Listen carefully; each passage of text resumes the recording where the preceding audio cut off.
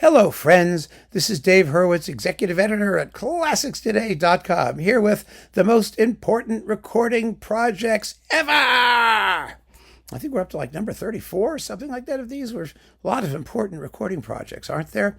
But this one is one that is particularly near and dear to my heart. It really is. And I've talked about it before in different contexts, but not, I think, to give it quite the shout out that it deserves. It is this. The complete Dvořák string quartets featuring the Panocha quartet on Supraphon. Now, this is not the first recording of the Dvořák string quartets, complete recording. That was, I believe, the Prague quartet on Deutsche Grammophon, which is a very nice set to have. But the Panocha is a much better ensemble. And quite frankly, what matters often is not who does something first, but rather who does it best. And these guys do it best because this is not only complete, it is completely outstanding, absolutely phenomenal. And you get, 14 of them, plus the Andante Appassionato for string quartet, plus the quartet movement in F major, the extra, plus the cypresses for string quartet, which is absolutely, well, some of them anyway. Now they're all here, 36 minutes of them. It's absolutely gorgeous stuff. But why is this so important? Well, it's really that simple. Dvořák was the greatest quartet composer between Beethoven and Bartók, or Shostakovich. I mean, he really was, along with Mendelssohn, or after Mendelssohn, let's say, because Mendelssohn was amazing too. But there was Dvořák. And yes, other people wrote a few string quartets here and there. Brahms wrote a couple, Tchaikovsky wrote a couple, and other people wrote a couple. But he devoted the most time to the string quartet medium of all the composers after Beethoven. And he created quite a few masterpieces. I mean, people argue about where the great Dvořák quartets really begin, but I would say they begin with number 9, which is the one he dedicated to Brahms, who accepted the dedication and wrote a rather snarky letter back to Dvořák saying, "Oh, please be careful. I'm very honored, but, your writing is a little messy grammatically. You need to tidy it up and whatnot." But you got 1, 2, 3, 4, 5. Okay, so it's 6 quartets after number 9, each one of which is distinctive and wonderful. And I would go back to number 7 maybe. One of those. I mean, they're really a wonderfully varied selection, and there are masterpieces among the early quartets. There really are. I mean, 1 and 2 are early works that Dvořák never published, or probably wouldn't have allowed to survive in their current form if unrevised. But they're beautiful pieces. They really are, and big pieces. Number 2 is 40 minutes long. Number 3 is the most amazing one. It's an hour. 56 minutes and 43 seconds in this performance without repeats for the most part. And it has Wagnerian references and all kinds of stuff. It's just this big, huge, crazy thing. And it's a young composer feeling his oats. And, with other composers who do these things, we tend to be indulgent. I mean, the Brahms early piano sonatas are just as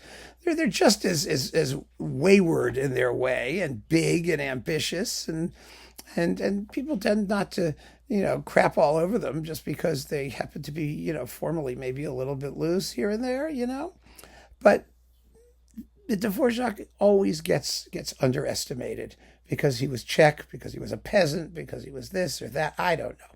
But there are also some surprising masterpieces, the most amazing of which is the 4th quartet, which is, it's in something minor. It's in E minor. There we go. It's half an hour, one continuous movement, half an hour long. It contains what became the notturno for strings, that gorgeous individual movements, the Andante Religioso central portion of it. It's very chromatic. It's in the language of Tristan and Isolde sort of chromatic, and extraordinarily so, and very successfully so. It doesn't sound at all like the Dvořák we know and love, the cheerful Czech folk music type guy. It's a really serious, intellectually powerful, harmonically extraordinary piece. Absolutely extraordinary. And it doesn't get played. Nobody knows what to make of it because it sounds so unlike what we're used to hearing from Dvořák, but it just shows what he could do. It really does.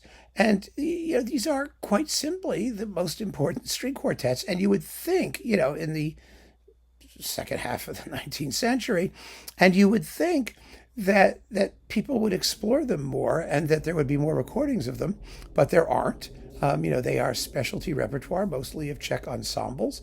The late ones, the famous ones like the American Quartet or the Slavonic, which is number 10, or the last two, which are absolutely profound works. They're not folksy Dvořák either. They're intellectually serious. But see, this is the problem. We don't give Dvořák credit for being intellectual anything. Everybody thinks he was kind of stupid and he just churned out tunes, and the tunes are wonderful. The tunes are wonderful, but he was also not an idiot. I mean, certainly, Brahms said he didn't read anything. Dvořák said about Brahms, he doesn't believe anything, but they were dear friends anyway. But you don't have to be, self-consciously learned to be a genius as a composer at your craft. And Dvořák was certainly that. He was, even Tovey had a statement about Dvořák that was so snarky.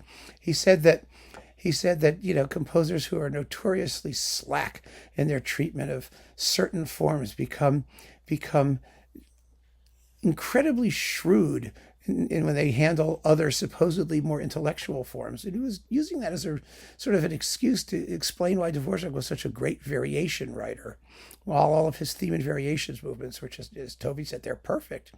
But, he also said he had a peasant craftiness, when he was trying to be smart.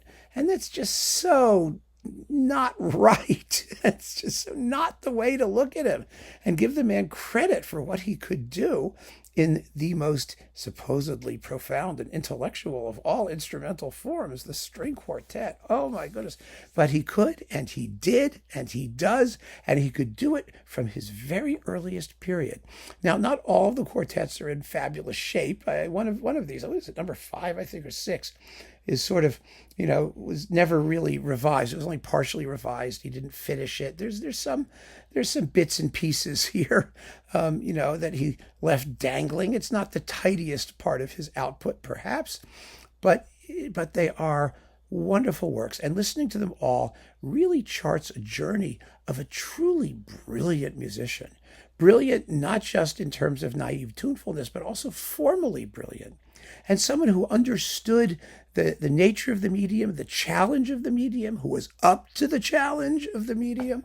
It's an absolutely extraordinary legacy. And this is its greatest performance.